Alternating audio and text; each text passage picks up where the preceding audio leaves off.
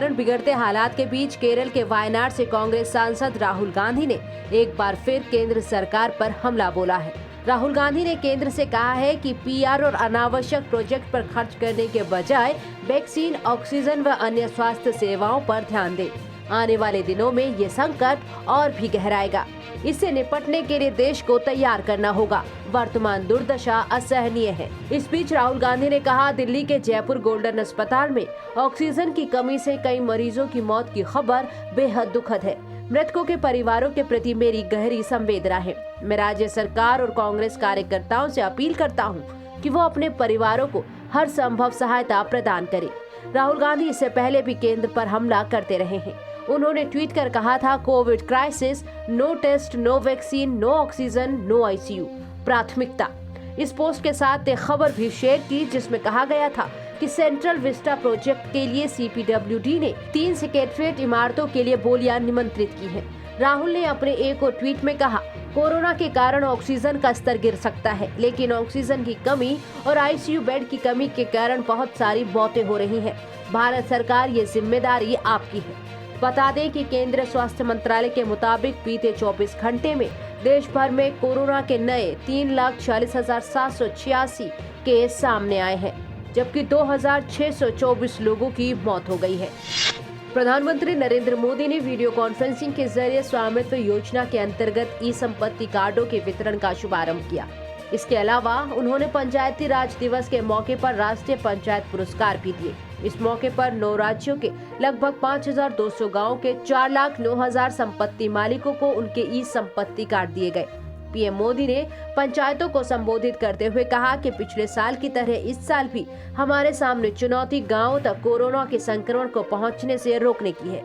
इस दौरान पीएम मोदी ने कहा कि जो भी गाइडलाइन समय समय पर जारी होती हैं, उनका पूरा पालन गांव में हो। हमें ये सुनिश्चित करना होगा। इस वर्ष भी हमारे सामने जो चुनौती है, वो चुनौती पहले से जरा ज्यादा है कि गांवों तक इस संक्रमण को किसी भी हालत में पहुंचने नहीं देना है, उसे रोकना ही है। पिछले साल जो आपने मेहनत की, देश के गांवों ने जो नेतृत्व दिखाया, वही काम इस बार भी आप बड़े चुस्ती के साथ, बड़ी डिसिप्लिन के साथ और ज्यादा से ज्यादा लोगों का साथ लेकर के बहुत ही पक्का करेंगे। सफलता जरूर पाएंगे, क्योंकि आपने पिछली बार किया था। अब 1 साल का अनुभव है। संकट के संबंध में ज्यादातर अब जानकारियां हैं। संकट से बचने के रास्तों के संबंध में जानकारी है, और इसलिए मुझे विश्वास है कि मेरे देश के, मेरे गांव के सारे लोग, गांव का नेतृत्व करने वाले लोग गांव में कोरोना को प्रवेश करने से रोकने में सफल होंगे और बहुत उत्तम तरीके से व्यवस्थापित करेंगे। जो भी गाइडलाइंस समय समय पर जारी होती है, उनका पूरा पालन गांव में हो, हमें ये सुनिश्चित करना होगा। इस बार हमारे पास वैक्सीन का एक सुरक्षा कवच है, इसीलिए हमें सारी सावधानियों का पालन भी करना है और ये भी सुनिश्चित करना है कि गांव के हर व्यक्ति को वैक्सीन की दोनों डोज लगे।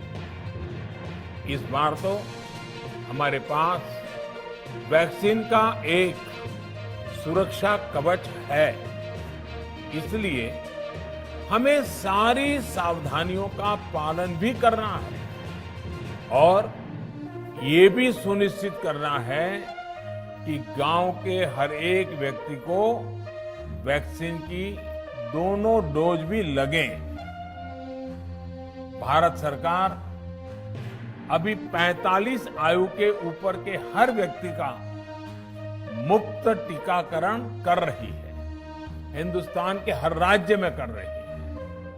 अब 1 मई से 18 साल की उम्र से ऊपर के लोगों को टीका लगाने की प्रक्रिया शुरू होने वाली है।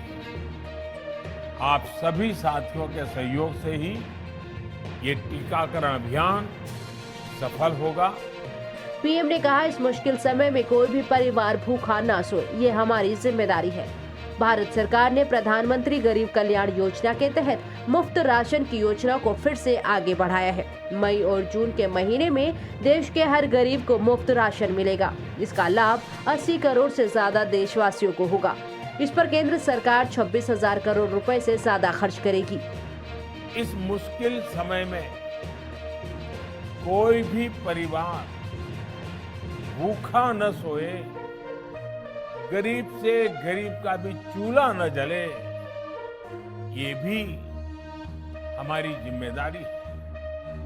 कल ही भारत सरकार ने प्रधानमंत्री गरीब कल्याण योजना के तहत मुफ्त राशन देने की योजना को फिर से आगे बढ़ाया है। मई और जून के महीने में देश के हर गरीब को मुफ्त राशन मिलेगा। इसका लाभ 80 करोड़ से ज्यादा देशवासियों को होगा। इस पर केंद्र सरकार 26,000 करोड़ रुपए से अधिक खर्च करेगी। गौरतलब है कि राष्ट्रीय पंचायत पुरस्कार के तहत 224 पंचायतों को दीनदयाल उपाध्याय पंचायत सशक्तिकरण पुरस्कार, 30 ग्राम पंचायतों को नानाजी देशमुख राष्ट्रीय गौरव ग्राम सभा पुरस्कार, 29 ग्राम पंचायतों को ग्राम पंचायत विकास योजना पुरस्कार, 30 ग्राम पंचायतों को बच्चों के अनुकूल ग्राम पंचायत पुरस्कार और 12 राज्यों को ई पंचायत पुरस्कार दिए गए। पीएम मोदी ने एक बटन पर क्लिक करते हुए 5 लाख रुपए से 50 लाख रुपए तक के पुरस्कार रियल टाइम पर पंचायतों के बैंक खाते में सीधे हस्तांतरित किए।